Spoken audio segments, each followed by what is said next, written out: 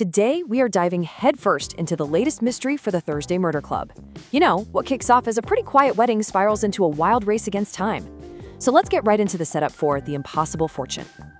And here it is, The Impossible Fortune, the brand new case for our absolute favorite group of senior sleuths. Richard Usman takes us right back to the seemingly peaceful Cooper's Chase retirement village. But here's the twist. This time, we're not starting with some dusty old cold case. Nope, this one starts with a wedding. You know, this line from Joyce's diary, it just perfectly sums up the entire series. Love and trouble. I mean, that's the heart of every single one of these stories, and this one is definitely no exception. Let's start with the love part, shall we? So the whole thing kicks off with the wedding of Joyce's daughter, Joanna. And after a pretty quiet year for the gang, a wedding feels, well, it feels perfectly normal. Almost safe, you know? But let's be real, with this group, normal is always a little bit sideways. And we immediately get that classic humor that this series is famous for. So Joanna is insisting on a small, intimate wedding, which at first has Joyce a little worried. But the punchline? Get this. Their definitions of small and big are the exact same number of people. It's that kind of warm, relatable comedy that just pulls you right in.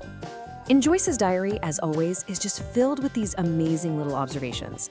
This detail, swapping out traditional hymns for the Backstreet Boys, I mean, it just perfectly captures that generational clash at the wedding. It's all very cozy, it's fun, and for right now, it's very, very peaceful. For a second there, it really seems like the biggest conflict is going to be about the guest list or, the playlist. But come on, this is the Thursday Murder Club we're talking about. Trouble is never too far away. And that peaceful vibe, it is about to get completely shattered. Okay, so now our focus shifts to the best man, a guy named Nick Silver. He's clearly nervous, he kind of fumbles his speech, and then he seeks out our very own Elizabeth on the terrace.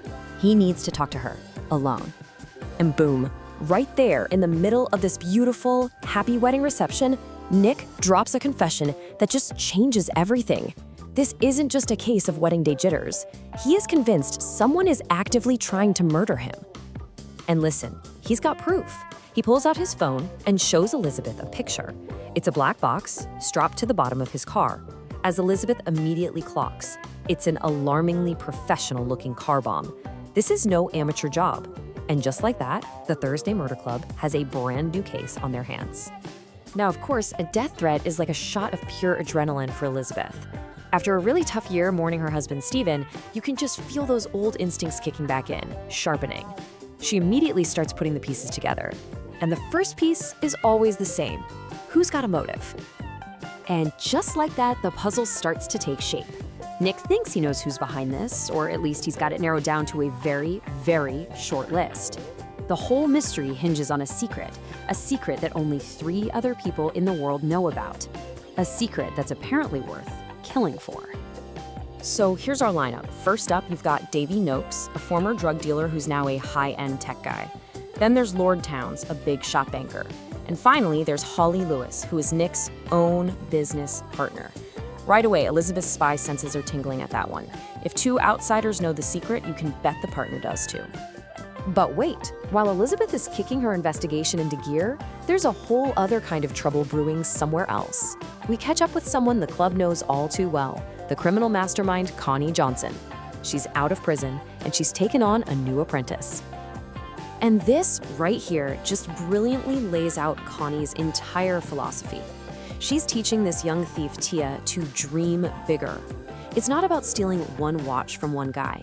No, it's about robbing the shop that sells all the watches. Or better yet, find the warehouse that supplies all the shops and rob that. It's a total masterclass in criminal ambition. So let's recap. We've got a best man with a bomb strapped to his car, and we've got a massive heist in the works. The stage is officially set. And for the Thursday Murder Club, a new case means a new sense of purpose. It is time for the gang to get back to doing what they do best. And here they are, the core 4. You've got Joyce, the warm heart of the group, whose quiet notes hide some of the sharpest insights. There's Ron, the tough-as-nails former union boss with all the connections. You have Ibrahim, the brilliant and methodical psychiatrist. And of course, leading the charge is Elizabeth, the ex-spy who puts all the pieces on the board. And this is the final line of the whole setup. It's Elizabeth speaking to her late husband, Stephen. It is such a powerful, poignant moment. It's not just signaling the start of a new case, it's signaling Elizabeth's own return to life. So we're left with a car bomb, a list of very wealthy suspects, and a master thief planning something huge. The only question now is how and when are these two worlds going to collide?